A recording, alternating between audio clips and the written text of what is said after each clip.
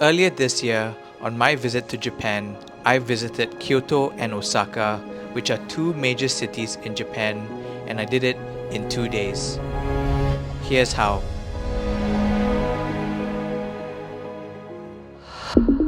The journey started at Shin Yokohama Station, where we took the Shinkansen to Kyoto Station.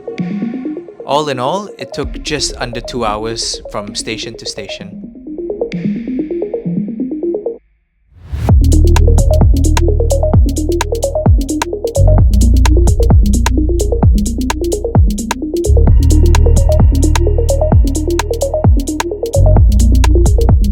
Something really awesome about this journey is you will get a view of the great Mount Fuji.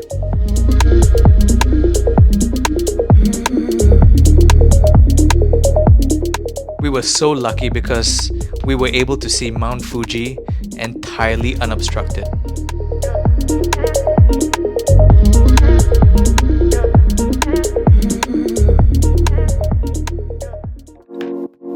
The journey ended at Kyoto Station, where it was conveniently located near the two castles that we wanted to visit, and also our hotel.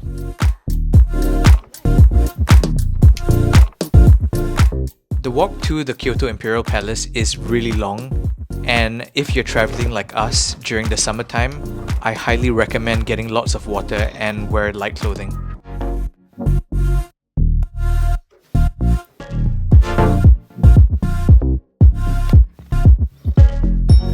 The palace itself looks great. It looks like the usual historical palace in East Asia, which is awesome. But I really recommend reading the information sheets that you can find around the palace grounds, just so you can have an idea of its historical significance in Kyoto history. For instance, there's lots to learn about the Tokugawa shogunate and also the start of the Meiji Restoration.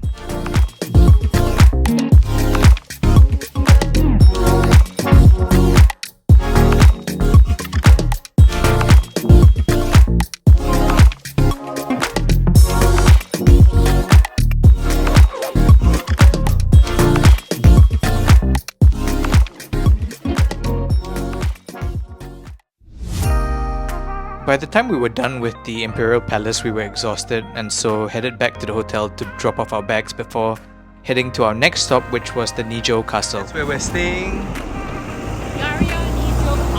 This opposite is the Nijo Castle.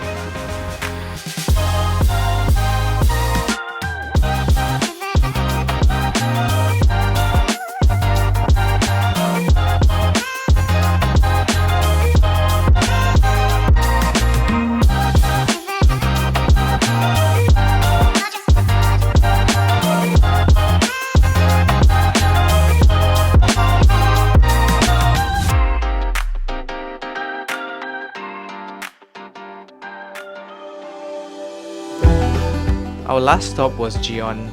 This is a fantastic place to visit just because of how traditional it was. You really get a sense of what it's like to walk down the streets in feudal Japan.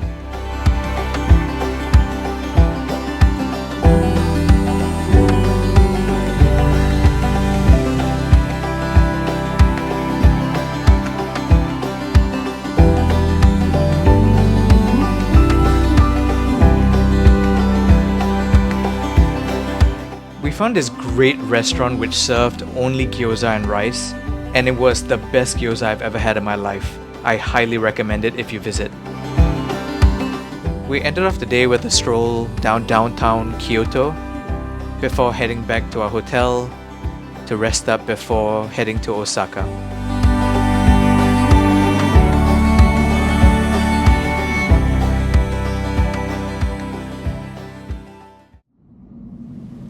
We took the Shinkansen between Kyoto and Osaka, which took roughly about half an hour.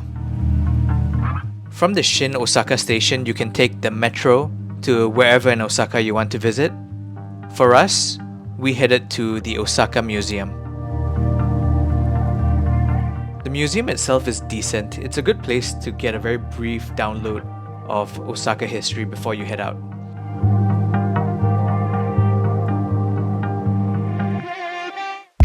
From the Osaka Museum, it's just a walk away to the Osaka Castle, which was the castle that I was most excited to see.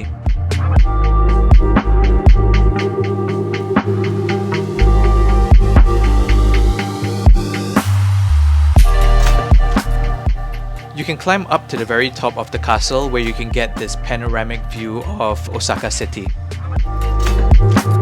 I have to say that the castle was rather disappointing, just because it served more like a museum with lots of panels to read rather than seeing actual artifacts and getting a sense of what life was like at this castle.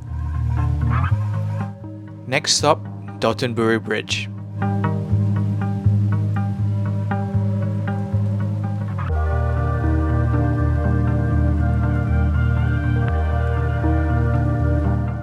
Alright, we're now in the famous Dotunburi Bridge behind me. How cool is that, Krishna? Now this is where you can really see the difference between Kyoto and Osaka, where Kyoto is more traditional and Osaka is more bustling, it's more lively.